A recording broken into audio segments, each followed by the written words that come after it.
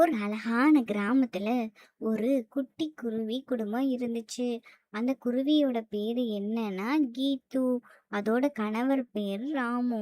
அவங்க 2 பேருக்கும் ஒரு அழகான ஒரு குழந்தை இருந்துச்சு. அது பேரு சிண்டு. அது ரொம்ப சோம்பேறியான குருவி. எப்ப பார்த்தாலும் தூங்கிக்கிட்டு, படிக்காம, சேட்டை பண்ணிக்கிட்டே தான் இருக்கும். அவங்க அம்மா அப்பா பார்க்குறாங்க. என்ன, இந்த பையன் எப்ப பார்த்தாலும் சேட்டை பண்ணிக்கிட்டே இருக்கான், தூங்கிக்கிட்டேவும் இருக்கான், ஒரு கடின வேலையும் பார்க்க மாட்றானே அப்படின்னு அந்த கீத்துக்குருவி யோசித்துக்கிட்டு இருந்துச்சு. அப்போ ஒரு நாள் அந்த ராமுக்குருவி வீட்டுக்கு வருது. வீட்டுக்கு வந்து பார்த்தா இந்த சிட்டுக்குருவி ரொம்ப நேரமா படிக்காம விளையாண்டுக்கிட்டே இருக்கு. அதெல்லாத்தையும் பார்த்துக்கிட்டு இருந்த அவங்க பா நீ என்ன ஒழுங்காவே படிக்க மாட்டேங்கிற? காலையில பார்த்தா ரொம்ப நேரம் தூங்கிக்கிட்டே இருக்கையே! அப்படின்னு சொல்லுது. அதெல்லாம் அந்த சிட்டுக்குருவி பெருசாவே எடுத்துக்கல. அதுக்கப்புறம் கொஞ்ச நாள் போகுது. அப்போ அந்த சிட்டுக்குருவி பக்கத்துல இருக்கிற அதோட ஃப்ரெண்டு வீட்டுக்கு போய் பார்த்தா, அது வச்சிருக்கிற பொம்மை, காரு எல்லாத்தையும் பார்த்து ஆசைப்படுது. அப்போ அந்த சிட்டுக்குருவி வீட்டுக்கு வந்து அவங்க அம்மா கிட்ட, அம்மா அம்மா, என்னோட ஃப்ரெண்டோட வீட்டில் நிறைய டாய்ஸு, சாக்லேட்டுன்னு நிறைய வச்சிருக்காங்கம்மா. அந்த மாதிரி எனக்கும் வேணுமா அப்படின்னு சொல்லுது. அதுக்கு அந்த கீத்துக்குருவி, நீனு ஒழுங்கா காலையில வெள்ளன எந்திரி, நல்லா படி. நம்ம எவ்வளோ கஷ்டப்படுறோன்னு உனக்கு தெரியுமா? நாங்க கஷ்டப்படுறதெல்லாம் உனக்கு தெரியாம வளர்க்குறது தான் ரொம்ப தப்பா போச்சு.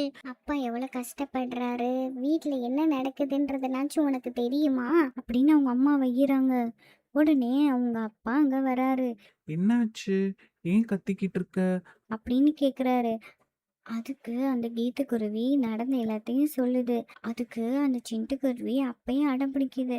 அப்பா எனக்கு வேணும். என்னோட ஃப்ரெண்ட்ஸ் எல்லாருமே வச்சிருக்காங்க டாய்ஸு, அழகான பேகு, ட்ரெஸ்ஸுன்னு. ஆனால் எனக்கு மட்டும் எதுவுமே நீங்கள் வாங்கி தர மாட்டீங்க அப்படின்னு சொல்லி அழுகுது. அப்போ அவங்க அப்பா வந்து சரி, நீ போ, நான் வாங்கி தரேன். அப்படின்னு சொல்றாரு. அடுத்த நாள் காலையில அவங்க அப்பா அந்த சிட்டுக்குருவிய உசுப்புறாரு. வா, நீ ரொம்ப நேரம் தூங்குற. நம்ம இன்னைக்கு வெளியே போகலாம். அப்படின்னு சொல்லிட்டு கூட்டிட்டு போறாரு. அவர் எங்க கூட்டிட்டு போறாருன்னா, அவரு வேலை பார்க்குற இடத்துக்கு தான். அங்க வேலை பார்க்குறத எல்லாத்தையும் பார்த்துட்டு நீயும் பாரு. அப்படின்னு சொல்றாரு. அப்போ பார்க்கும் பொழுது அது ரொம்ப கஷ்டமா இருக்கு. என்னால முடியல, என்னால பார்க்க முடியல அப்படின்னு அந்த சிட்டுக்குருவி சொல்லுது. உடனே அவங்க அப்பா சரி, வா, நம்ம வீட்டுக்கு போகலாம். அப்படின்னு சொல்லிட்டு 2 பேரும் வீட்டுக்கு போறாங்க. அங்க போயி அந்த சிட்டுக்குருவி கிட்ட அவங்க அப்பா கேக்குறாங்க. என்ன முடியலன்ட்டு வந்துட்ட? நீ வேலை பார்த்தா தானே காசு கிடைக்கும். அந்த காசுல தானே நீ கேட்கறது எல்லாத்தையும் வாங்க முடியும். அப்படின்னு சொல்றாரு. உடனே அந்த சிட்டுக்குருவி பாக்குது. ஐயோ அப்பா, என்னை மன்னிச்சிடுங்க. நீங்க இவ்வளவு கஷ்டப்படுறீங்கன்னு எனக்கு தெரியாது. நான் பாட்டுக்கு பக்கத்து வீட்டுல வசதியானவங்கள பார்த்துட்டு நமக்கும் அந்த மாதிரி வேணும்ன்ட்டு நினைச்சிட்டேன். என்னை மன்னிச்சிடுங்கப்பா. இப்பதான் எனக்கு புரியுது நீங்க எவ்வளவு கஷ்டப்படுறீங்கன்னு. நம்ம வீட்டோட சூழ்நிலை தெரியாம நான் தான் ரொம்ப ஆசைப்பட்டுட்டேன்.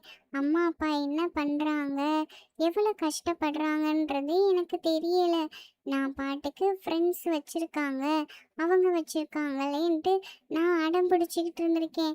ஆனா இன்னைக்கு தான் எனக்கு தெரியுது, நீங்க வெளியே போய் ஒரு ஒரு காசும் சம்பாதிக்க எவ்வளவு கஷ்டப்படுறீங்கன்னு. அது தெரியாம நான் உங்ககிட்ட கேட்டுட்டேன். என்னைய மன்னிச்சிடுங்கப்பா.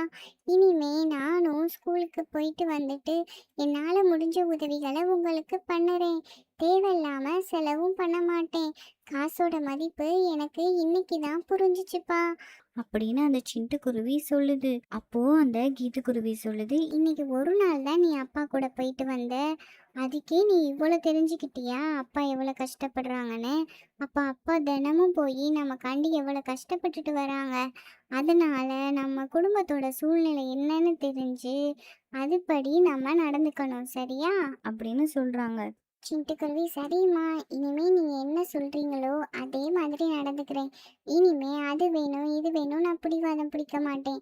என்னோட வீட்ல இருக்கிற பொருட்களை வச்சு நான் சந்தோஷமா இருக்கேன் அப்படின்னு அந்த சிட்டுக்குருவி சொல்லுது. இந்த கதை மூலியமா நம்ம என்ன தெரிஞ்சுக்கிறோம்னா, நம்ம எல்லாரும் நமக்கு வேண்டியதை அடம் பிடிச்சி அம்மா அப்பா கிட்ட வாங்குறோம். ஆனா அந்த காசை சம்பாதிக்க நம்ம அம்மா அப்பா எவ்வளோ கஷ்டப்படுறாங்கன்றத நம்ம எல்லாரும் தெரிஞ்சுக்கணும். உங்களுக்கு இந்த கதை பிடிச்சிருந்துச்சுன்னா நம்ம சேனலை மறக்காம சப்ஸ்கிரைப் பண்ணி லைக் பண்ணிடுங்க. பாய்.